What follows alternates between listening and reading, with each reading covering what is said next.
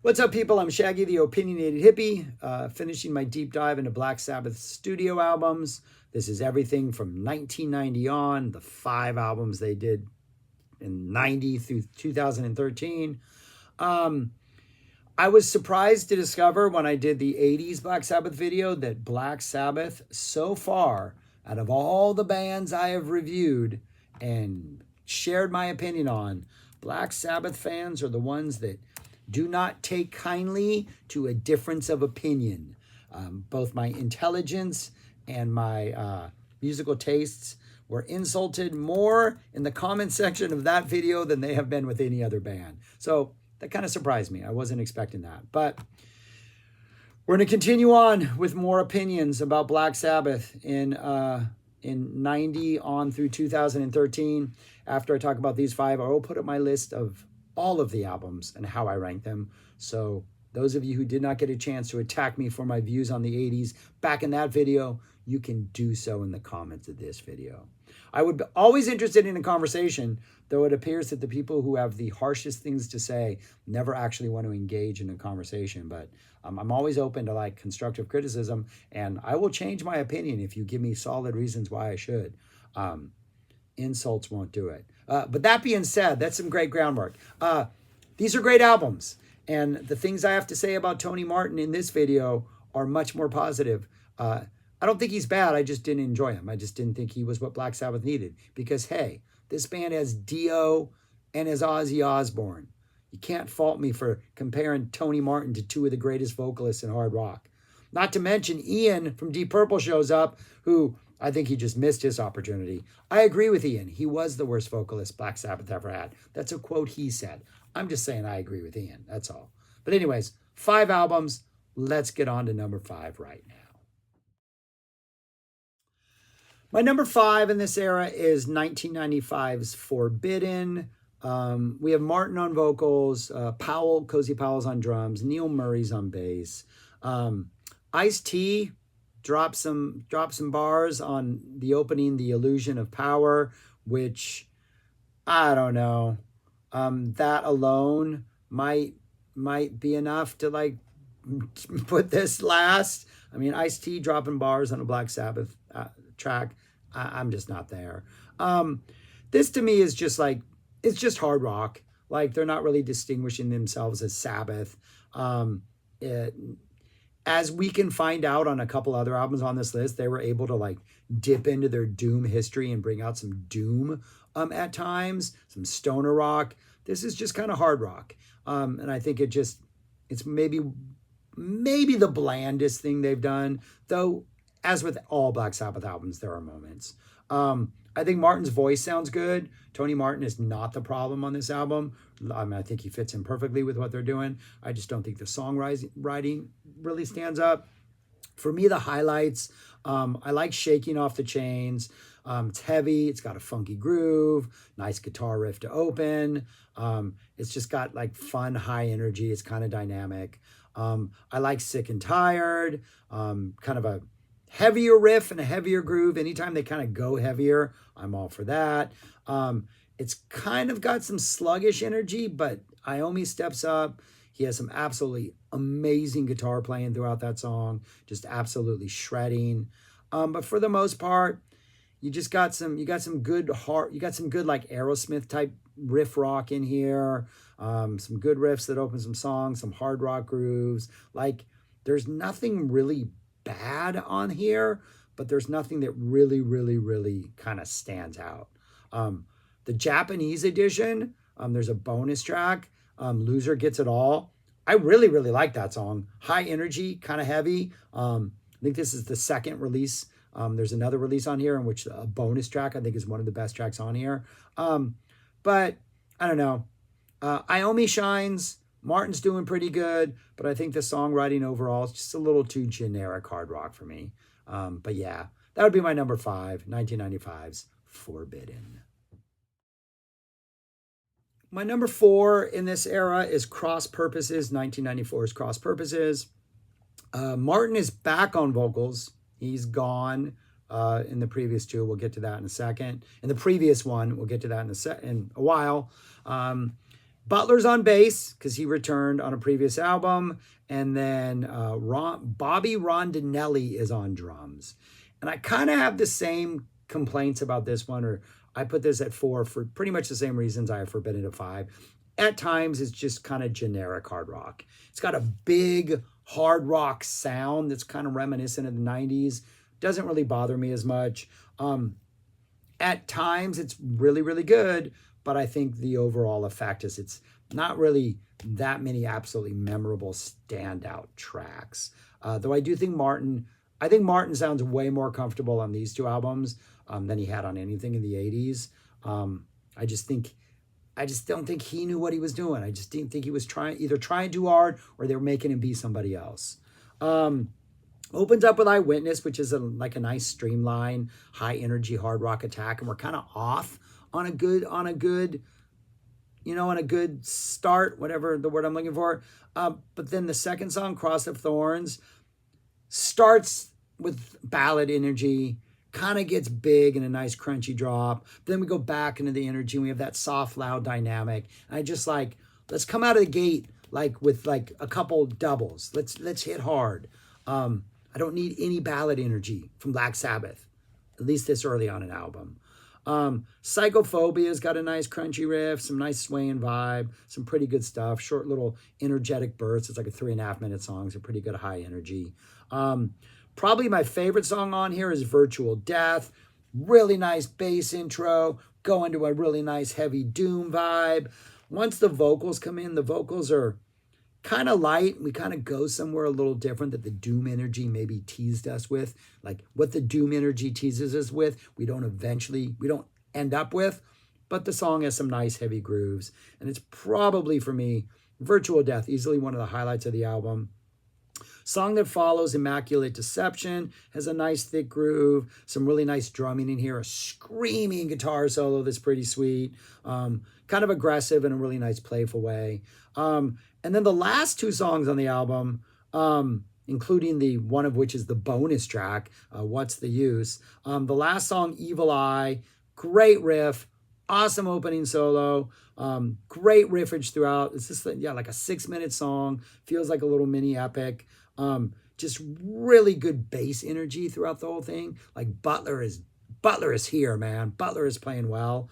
And then the bonus track, What's the Use? Just this awesome, great burst of energy. Like you put the bonus track, What's the Use, as the second song on here after Eyewitness, I think the whole album just feels completely different. Just has a completely different vibe. Pretty good album, just not bad. Like Back to Eden's kind of funky. There's some good stuff on here. But at times I think it's like Ceiling is like maybe A tier and it doesn't really rise above that, which means that the other three are pretty good. And I do think the other three albums left on this list are actually pretty solid albums and kind of rise above what they were doing for a while at the second half of the 80s. But that would be my number 4, Cross Purposes. My number 3 is my favorite Tony Martin album, Tyre. Tyre, Tyr. This is just a fantastically consistent hard rock album from start to finish. Martin is still here. Powell's on drums. Neil Murray's on bass. Jeff Nichols on keyboards. I just think everything about this, the band sounds confident. They sound kind of like Tony Martin's band at this point. Like they're not trying to be Sabbath. Iommi's still there, just shredding as always. But it just feels like they have confidence in whatever direction, hard rock direction this is. And I think this is a really, really just solid, great listen. Opening track, Anno Mundi, does have kind of a proggy, ballady metal opening, but it's 6 minutes long. It also has a little bit of an epic vibe to it. And it's kind of a proggy, like Asia, reminds me a little bit of Asia at times, sort of the proggy elements, but in a good way. I'm using that as a compliment. It just a heavier version of Asia, but this just has a really nice, bigger, confident sound. like a nice ballady proggy opening that we get like a nice drop about a minute in, and just this great driving, confident energy. And there's just something about just the way this entire opening track sounds that draws me in a fantastic way. The Lawmaker almost has an Iron Maiden slash Motorhead headbanger type vibe. Also get some Rainbow Dio vibes in here. Like Lawmaker's just like good aggressive hard rock, absolutely fantastic. It's a headbanger. Jerusalem, thick. Jerusalem, the thickness is here. Great licks, great grooves, awesome song. Sabbath Stones. This one is kind of a little more theatrical, but it's longer. What Sabbath Stones is like 6.5 minutes long. We get like these big drums, we get these great vocals, we get a lot of fun energy, we get this really slow, thick groove, we get this middle proggy, ballady section that's nice. Dynamics are up and down. We get this really nice sort of up-tempo shift with this awesome solo to close out the song. It's just playful, it's fun, it sounds like it's Black, like it's a different version of Black Sabbath. Like it sounds like if this band wasn't calling itself Black Sabbath and they just redefined themselves as this other hard rock band and didn't allow comparisons to be made other than the fact that Iommi is in it, like I think this could have been a much bigger album. This is a good album. Battle of Tyre is like an instrumental, like a soundtrack to a dramatic battle, keyboard action. Then we get Odin's Court, kind of soft, gentle acoustic vibe with some really nice, tasty acoustic licks. This goes right into Valhalla, sort of an awesome drop right out of Odin's Battle. And this sequence of songs, which I'm assuming is the opening of side 2 on the vinyl, Battle of Tyre, Odin's Court, Valhalla, work really good together as like a 3-song combination, a little like, Norwegian folklorish sort of vibe there. Works really, really well. Really good opening combo. And then we get sort of a ballady a la Scorpions type song for Feels Good to Me. Really good guitar solo in this. And then we close out with Heaven in Black, which is a nice hard rock groove. Nice palate cleanser after the maybe the weakest song on here, Feels Good to Me. That I would say that's my least favorite on here. But this is a fantastic album. Absolutely fantastic. Really good. Band sounds confident. It's a good listen. The sequencing is perfect. It starts off strong. It may be one weak song towards the end with that ballad. But yeah. Really good song. Excellent song. Tyre, whatever. TYR. Is this an MTV show in the 90s? All right. Yeah, I really like this album. But it's only my number 3 because there's 2 more really fantastic albums coming up. On to number 2. My number 2, OZZY Returns. 2013's 13, their 19th and final studio album. My one complaint with this, and I do have a complaint with this, Rick Rubin produced it. And it sounds produced, right? You can tell some guy didn't just come in, record the band, and like release that. There's production things going on. And my issue with the production is Ozzy's voice. It does not sound like Ozzy's in the same room as the band. It almost seems like the beginning of everything Ozzy sings and the end of everything Ozzy sings are like clipped, are like processed so that he's like made to sound better or sound stronger or just sound smoother. Doesn't distract me all that much. This is still an absolutely fantastic album. But there are times where I'm just like, Ozzy does not sound like he's in the same room as the band. And he probably wasn't. I mean, this is 2013, probably recording all their parts separately. But you need to make it sound like he does. And if I have a single issue, it's that Ozzy's vocals seem a little too smooth. I want a little edge, especially now, 43 years after he debuted. There's no way he sounds this smooth. But that's my only complaint. Because the opening song on here, end of the beginning, 8 minutes. It's heavy. It's doom, people. We get some Black Sabbath doom to open up this album. We get a nice up-tempo shift, not too fast. Like it's still like this is an aging band, but we get some really nice solos, kind of a little mini epic vibe in here. It's confident, it's patient. They're not trying to prove anything right off the bat other than the fact that they can come out and just bring an 8-minute doom-centric, just hard rock mini classic. It's just starts off fantastic. God is Dead, ballad vibe, but it's menacing, kind of feels a little disturbing, has a little occult vibe. That goes into a little more attack. Then we get a menacing low-key section. We get some mid-song song swagger. We get a really, really nice up-tempo shift for like the last third. This is a 9-minute song. Like this album starts off with 17 minutes in which it's only 2 songs. And both of them are just well-developed, well thought out, really patient. Just, yeah, man, this is a winner after 2 songs. Loner, great opening riff into a full band groove. Absolutely fantastic. Almost has an NIB, and the riff kind of at times, or the riff it kind of settles into reminds me a lot of NIB, but just a nice steady rocker. Zeitgeist, we get a nice spacey intro, kind of an acoustic ballad vibe, but it has a lot of production things going on, like almost like psych elements to make it a little bit hazy and trippy. So even though it is this kind of ballad, there's an eeriness to it. And we're 25 minutes into the album by this point. So it's okay to bring a ballad as the 4th song. It just kind of works. Rick Rubin, I think maybe the production on here, good for you. This was a good one. Age of Reason, the drums are way too loud in the mix for me. Like from the beginning, they're just there and they're way too present. But then the song kind of redeems itself. It's got a lot of great grooves in it. This is another 7-minute song, really long, great closing solo. I wrote it overcomes the production by the end. There's a little section in the middle that kind of reminds me of like a Queens of the Stone Age groove. Absolutely fantastic.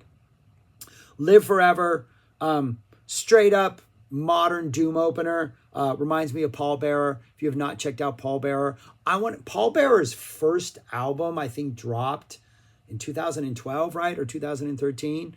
And this almost reminds me of Paul Bearer. And if you have not checked out Paul Bearer and you are a Black Sabbath fan, a lot of their, especially their first 3 albums, you couldn't read a review of Paul Bearer without Black Sabbath comparisons being made. The Live Forever, I'm almost thinking like they heard Paul Bearer and like said, hey, we're taking back the doom we invented. Fantastic song. Damaged Soul, bluesy, Hendrix / Zappin, jammin'. Hard rock, Hendrixy, Zeppelinly, jamming on this one. Bluesy doom groove. Absolutely fantastic. We get some harmonica solo. We get a absolutely fantastic guitar solo. Damaged Soul. 8 minutes of just bliss. And then we close out with Dear Father. Another great stoner drum groove, man. There's a guitar squeal that comes in every once in a while that almost has like a death metal vibe in there. A little like, a little squealing action in there. Really nice, confident metal. Just absolutely awesome. Fantastic. Fantastic. This is a fantastic album. Like, it's long too. It's like 55 minutes long. Like, doesn't need to be edited. The songs are confident. They take their time. They're long. Yeah, it's a home run. Like, one complaint, OZZY's vocals in the mix. And that's a minor complaint. It's just me picking nits. But I like one more better than this. I know people are going to complain about that. I think people will say, no, 13 is better than the one I have at my number 1. But this is my list. And my number 1 isn't because of OZZY. It's because of another singer. Let's get on to it. My number 1. You know who else came back to the band after a while? DIO came back, people. It's Dehumanizer. 1992's Dehumanizer. I might have bought this for myself on my birthday back in 1992 because I think it came out on my birthday or right around my birthday. And I have to admit, I think my love for this is because I wasn't a big fan of the albums that preceded it. And then DIO came back. Vinny Appice is on drums. Appice. Butler is back on bass. This is a home run also. Absolutely fantastic. I mean, Yeah, and then what? Who came back after this? Isn't the album literally after this? Oh no, it's Martin's other one. It's not Tyre. Tyre was before this. But yeah, man, this is absolutely fantastic. Just a hard rock, just a home run from start to finish. Every song connects. Every song hits. I don't think there's a bad song on here. Absolutely fantastic. Opens up with Computer God, which flirts with a somewhat sleeker like Cashmere Groove, but it's got that just sort of hard rock swagger, confidence, that menace. It's a great opener. Kind of sounds like a Dio bringing his Dio there. It's just absolutely awesome. Mean Dio is here. After All the Dead follows, nice, ominous, dark, eerie vibe. Really nice, heavy doom energy. Swagger doom energy. We get a nice, awesome riff about 2 minutes in, just in this stomping groove. Just an awesome, awesome song. Really nice solo in there. TV Crimes, really thick riff in there. Kind of punky, maybe. Little punky, raw energy with this. Dio's energy, Dio's vocal performance on TV Crimes is just like, Dio's happy to be back, and he's aiming for the rafters. His singing is absolutely fantastic. Letters from Earth, really cool, awesome heavy groove, nice mid-tempo stomper, screaming guitar by Tony, amazing. And then Master of Insanity closes out the first side, the first half, bass-driven, kind of heavy, funky energy that goes into this absolutely monster riff. Kind of reminds me of maybe some early Rainbow, kind of that Lady of the Lake type that's kind of funky but driven by this really cool guitar riff. Kind of that Lady of the Lake early Rainbow vibe. Oh, just fantastic. Like Dio, like we're letting Dio strut his stuff a little bit and mix with the Black Sabbath energy. I think there's just a little more swagger in this, and it just, I don't know, a little more cockiness than I feel like maybe the other Dio albums. I know that may be blasphemy to say, but this is fantastic stuff. Time Machine, nice chugging opening riff, kind of almost like a really thicker version of like a Judas Priest type groove, which I really like. Really nice bass in here, some nice solo. Sins of the Father. I think the opening vocal or one of the vocals in here is like, I am the crazy man who lives inside your head. I'm getting OZZY vibes on here. I think Dio's like, hey, I can maybe play OZZY for a song at this point in like my trajectory, and it's going to be okay because I've already established myself as Dio, right? Really nice, cool riff, nice vocals, nice drums, nice screaming guitars in here. Absolutely sick song. Sins of the Father, sick song. A lot going on that it's just always just in a groove, man. Too Late, kind of a ballad, big ballad, into a nice big stomping groove. It's a pretty long song, right? It's like a 7-minute song.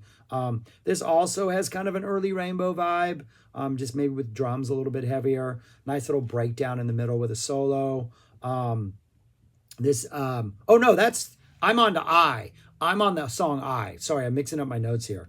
Too Late is the long ballad, and then I is the one that is the little early Rainbow vibe in it, and it's got the I am a virgin, I am a whore, it's just a lot of I things from Dio. That's another great song. And then Buried Alive closes out with kind of flirting with a little like slow thrash vibe, slight little thrash energy maybe seeping in there, nice and metal. But yeah, just a great album. Like there's nothing wrong with this. I mean, maybe Too Late, the ballad energy into that is maybe, I don't need ballad energy, but it's got a really nice big build, and about halfway through goes into this nice like kind of thumping groove.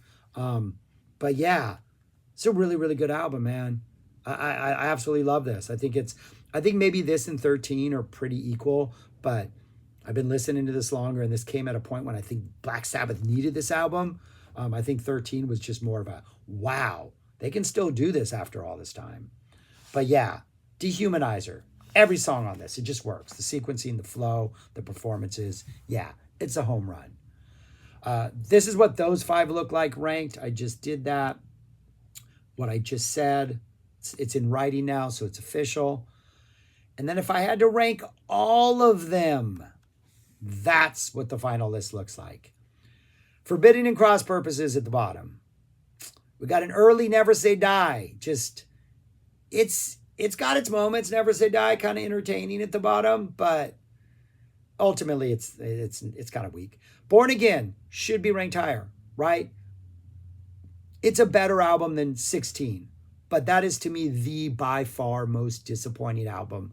It should have been much higher. It should have been a home run. I agree with Ian Gillian that it just did not work. I think the production on it is horrible. I stand by those comments. I just don't think it sounds good. Eternal Idol, Headless Cross, I just wasn't won over on Tony Martin. They're not bad albums by any stretch, but I don't know. Something's lacking on those for me. I don't know what it is. Technical Ecstasy, which I think is better than most people give it credit for. 7 Star, I think it's a surprisingly good album. I don't know what it is about that one, but I really like it. And then the ones I talked about now. Tire, really good. Mob Rules, the second Dio one, really good. 13, fantastic. But then we got those 2 Dio ones, Heaven and Hell and Dehumanizer, which are pretty, I would say maybe Dehumanizer, Heaven and Hell, and 13. Those are all pretty neck to neck for me. And maybe in 2 months from now, 13 might be 7, Dehumanizer drops. But right now, I would put those 3 right there. But those are all pretty close albums. And then the original 6 are just, you can't touch those original 6. They have to be the top 6. Nothing else deserves to be higher. Come on, man. Those original 6 are ridiculous, right? No, you can tell me how stupid I am in the comments. But yeah, that's what I got. All right. Thanks for watching. I'm done with Sabbath. I might do my favorite songs. Who knows what can of worms that'll open up. That might be a fun video. But anyways, thanks for watching. Subscribe, like, share, comment below. Let me know why I'm horribly wrong and why my taste in music sucks. And then provide me a couple suggestions on how I can change it. I want to love all these albums. I want to love as much music as possible. So you give me suggestions on how I unlock the secrets to all those Tony Martin albums, and I will try to unlock the secrets to those albums so that I like them more. But for now, that's where my list stands. All right, people. Thanks for watching. I already said all that stuff. Go listen to some Sabbath, people. Go listen to some Sabbath. Peace. Talk to you later.